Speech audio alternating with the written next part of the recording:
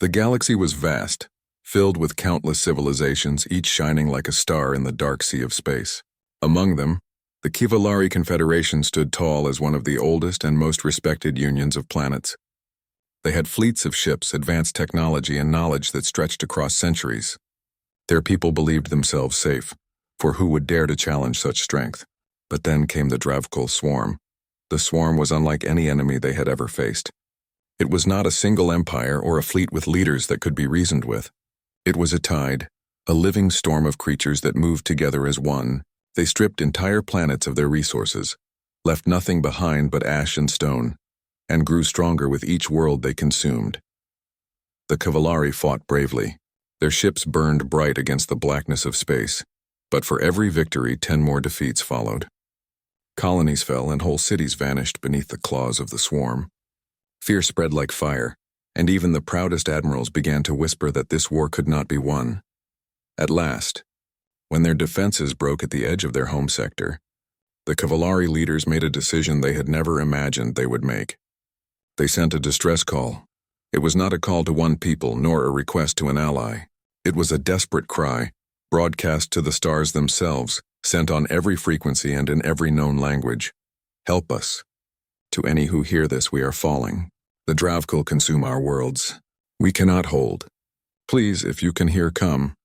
The leaders did not know if anyone would respond. Many in the Confederation said no help would come.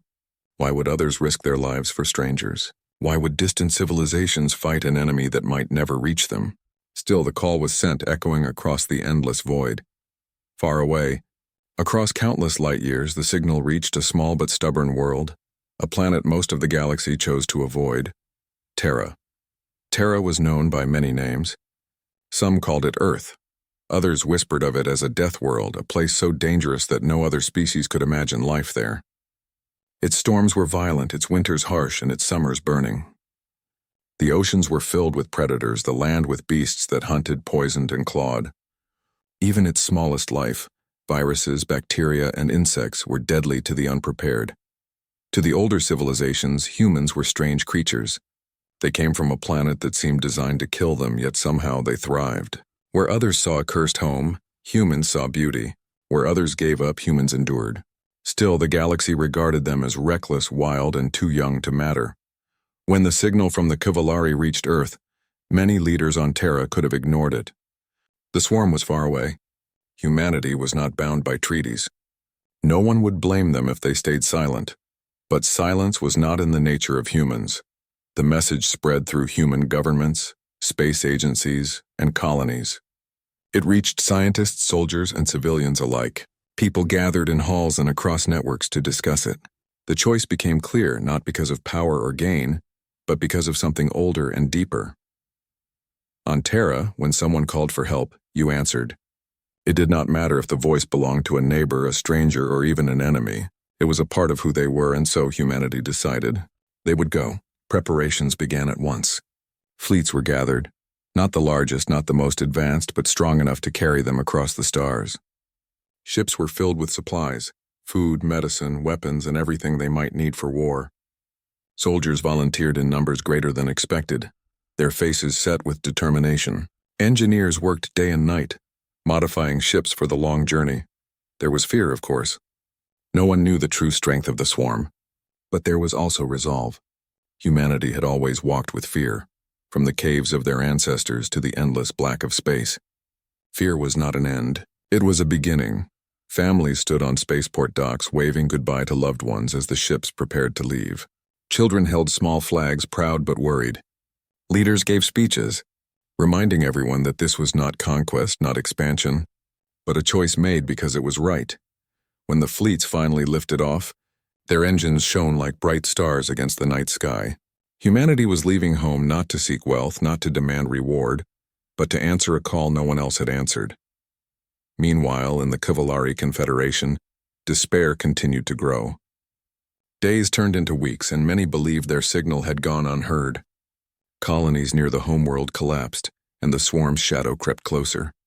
People whispered that soon the capital would fall, and with it the Confederation itself. Then, one quiet morning, as fleets prepared for what might be their final defense, strange signals appeared on their long-range scanners. They were ships, dozens, then hundreds, coming out of the void. Their designs were unfamiliar, their engines different, their hulls strange and rugged. The Cavallari officers stared at the screens in confusion, then shock and finally disbelief. The newcomers sent a message, carried on a strong, clear voice. "This is the fleet of Terra. We heard your call. We have come." At first there was silence. Many Cavallari had heard of Terra, the dangerous planet whispered about in galactic councils. The death world no one visited. Why would they come? How could humans, still young compared to the great powers of the galaxy, hope to stand against the swarm that had broken entire civilizations? And yet there they were, arriving not with hesitation but with steady courage.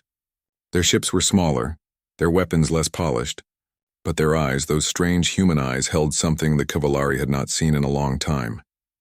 Hope. The Cavallari had called for help, not knowing if anyone would answer.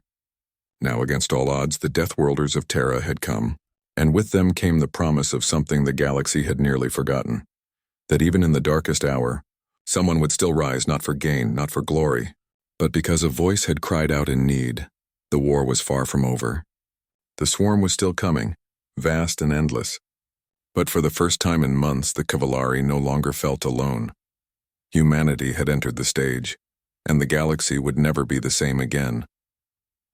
The first meeting between the Cavallari Confederation and the humans was filled with tension. The Cavallari leaders gathered inside the High Council chamber, their tall figures dressed in ceremonial robes, their eyes filled with worry and suspicion. Across the table sat the human delegation, led by Commander Elias Kane, a calm man with sharp eyes and a steady voice. The Cavallari High Speaker was the first to speak. His words were polite, but doubt was clear in his tone. "You came from Terra, the death world, but you must understand. The swarm is beyond your strength. Even our fleets, greater and older than yours, have failed to stop them. Why would you risk your people for us?" Commander Kane gave a simple reply. "Because you asked for help. That is reason enough." The chamber grew quiet. The Cavallari were not used to such answers. In their long history, most species acted only for alliances, trade, or treaties. Yet the humans had come without demand, without condition. It was strange. It was unsettling. And it was difficult to believe. Outside the halls of politics, the war continued. The Dravkul swarm was moving closer every day. Ships vanished in border space. Refugees filled the skies around the capital, their small craft crowded and desperate. Entire families watched the stars with fear, knowing the swarm was somewhere out there, coming for them. When the humans deployed their fleet, many Cavallari commanders secretly laughed. The ships looked smaller, rougher, almost primitive compared to the shining vessels of the Confederation. Their weapons were not the largest, their shields not the strongest. To the Cavallari, the humans looked like children, walking into a fire. But laughter ended quickly once the fighting began. The first joint battle took place near the ruined colony of Valor Prime. The swarm had left the planet burning, but their ships still lingered, feeding and harvesting the remains. A Cavallari fleet of 20 warships moved in to reclaim the system. The humans, with only 12 ships, insisted on joining. The Cavallari admiral in charge was reluctant, but Commander Kane's words were firm. "If we are to help, then we must fight beside you. Let us prove our worth." And so the humans joined the formation, their small fleet weaving into position. When the swarm appeared, it was like a nightmare given shape. Their ships were not smooth or ordered like those of normal species. They were jagged, alive, and filled with crawling forms that pulsed with unnatural light. They moved like a single mind, hundreds of vessels rushing forward as one. The Cavallari fired first, their energy beams slicing across the blackness, cutting through swarm ships in brilliant bursts. The swarm responded with equal fury, waves of fire and spines raining down. The Cavallari formation held, but already the line was bending under the pressure. That was when the humans made their move. Instead of holding the line, their ships broke formation, darting into the asteroid field nearby. The Cavallari admiral shouted in alarm, believing they were fleeing. But then the swarm followed, and chaos began. Human ships weaved between the rocks with reckless speed, using asteroids as cover. They laid mines, launched traps, and lured the swarm deeper into the field. Explosions lit the void as hidden charges detonated. Swarm vessels, unused to fighting in tight spaces, crashed into asteroids or into each other. The Cavalari fleet, watching from the edge, could not believe their eyes. The humans were not fleeing. They were hunting. For hours the battle raged. Human fighters swarmed like wasps, striking quick and vanishing into shadows. Their ships took damage, but they fought with a determination that shocked even seasoned Cavalari warriors. At last, the swarm began to retreat. Not because of Cavalari firepower, but because the humans had turned the battlefield into a death trap. For the first time in many campaigns, the swarm abandoned their harvest and fled into the void.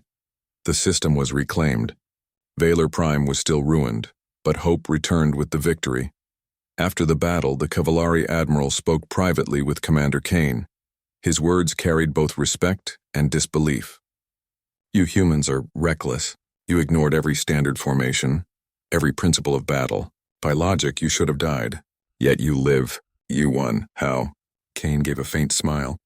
"On Terra, survival has never been about strength alone. We learned to fight storms, predators, and disasters by adapting. We use what we have. We take risks, we endure. That is who we are." The Admiral nodded slowly, still trying to understand. The Cavalari fought with tradition, with rules that had guided them for centuries. But these humans, these Deathworlders, fought as if no rule bound them. And somehow it worked. Days turned into weeks and more battles followed. Wherever the swarm struck, humans stood beside the Cavalari.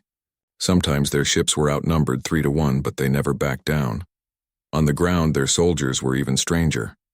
Cavalari soldiers fought with discipline, forming shield walls and holding firm lines. Humans, by contrast, fought like storms. They used traps, camouflage, and even fire to push back the swarm. Some carried blades when ammunition ran dry. Others laughed in the face of danger, shouting to each other even as the enemy closed in. The Cavalari soldiers, at first uneasy with these methods, began to respect them. They saw humans fight until their last breath, not for glory but for each other. They saw medics running through gunfire to save strangers. They saw ordinary humans far from home, choosing to stand in defense of a world not their own. Slowly, something began to change. The Cavalari people, once filled with despair, began to watch the humans with new eyes. News of their bravery spread through the colonies.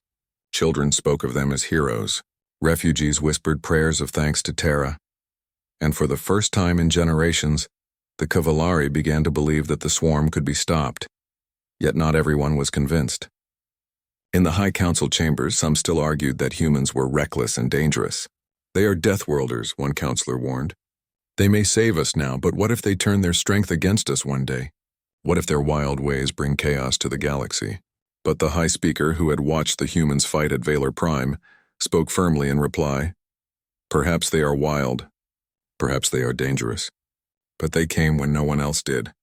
And in our darkest hour, it is the Deathworlders who stand beside us." The war was far from over. The swarm was still vast, their numbers endless, their hunger unbroken. Every victory cost lives, and every battle scarred new worlds. Yet a new feeling had risen among the Cavalari people. Something the swarm could not consume. It was hope. And at the heart of that hope stood the humans, strangers from a world of storms, reckless and fearless, who fought not because they had to, but because someone had called for help. For the first time, the Cavalari dared to believe. Perhaps these strange Deathworlders could do what no one else could. Perhaps, just perhaps, they might win. The war reached its darkest moment at the edge of the Cavalari homeworld. For months, the humans and Cavalari had fought side by side, pushing back against the swarm again and again. They had won victories, but the swarm was endless. Every time one wave broke, another came. Every world saved was followed by another world attacked. Now the swarm had gathered its greatest force yet. Thousands of ships moved together like a living sea, a tide of black and red that blotted out the stars. At its heart, hidden deep within the living mass, was the Queen, the mind that guided the swarm, the will that drove it forward. The Cavalari fleet was ready, but their faces were pale with fear. They had fought this enemy long enough to know what it meant. If the swarm reached their capital, their entire people would be lost. And yet, standing among them, the humans did not flinch. Their ships were smaller, their weapons weaker, but their voices were steady. Commander Elias Kane spoke to the joint fleet in a broadcast that reached every soldier, every ship, and every frightened family on the ground. "Today the swarm comes for you," he said, "but we will not let them pass. We came because you asked for help, and we will not leave you now. We are from Terra. We do not turn away. We fight." Those words carried through the fleet like fire. For the first time, the Cavallari believed they might not face this alone. The battle began with thunder. The swarm poured into the system, its countless ships swarming forward like locusts. The Cavallari and human fleets formed their lines, firing beams and missiles into the black tide. Explosions lit the void, tearing apart ships, but the swarm pressed on, wave after wave. Human ships darted between Cavallari cruisers, striking fast and vanishing into the chaos. They set ambushes, they lured enemies into crossfire, and they sacrificed themselves when needed. Many vessels burned, yet still they fought, refusing to break. On the ground, the swarm landed in terrible numbers.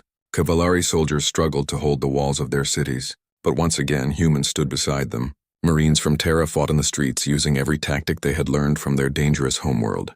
They used fire, explosives, even collapsing buildings onto the enemy. They did not fight with fear. They fought with fury. Still, the swarm was vast, and victory seemed far away. Then came the humans' final plan. For weeks, their scientists had studied the swarm, searching for weakness. They had discovered what the Cavallari had never dared to attempt.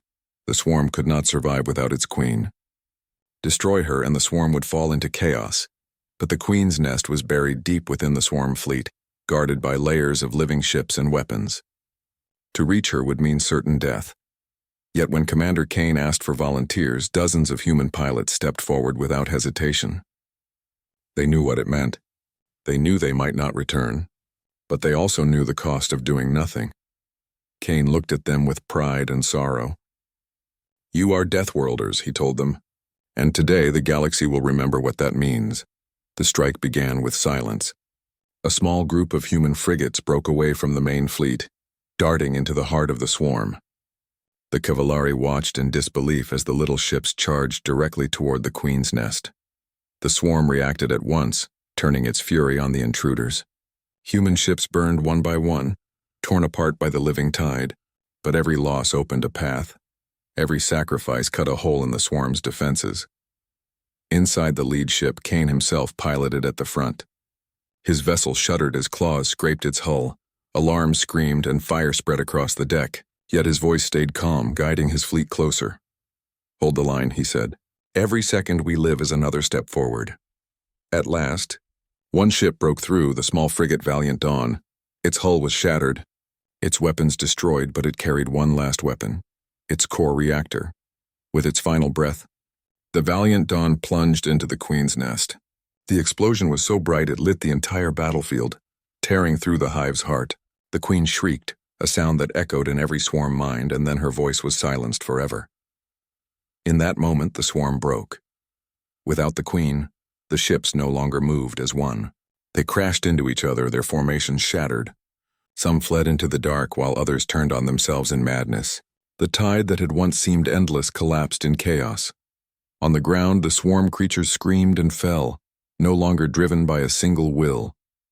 Cavallari soldiers and human marines stood in shock as their enemy, once unstoppable, scattered before them.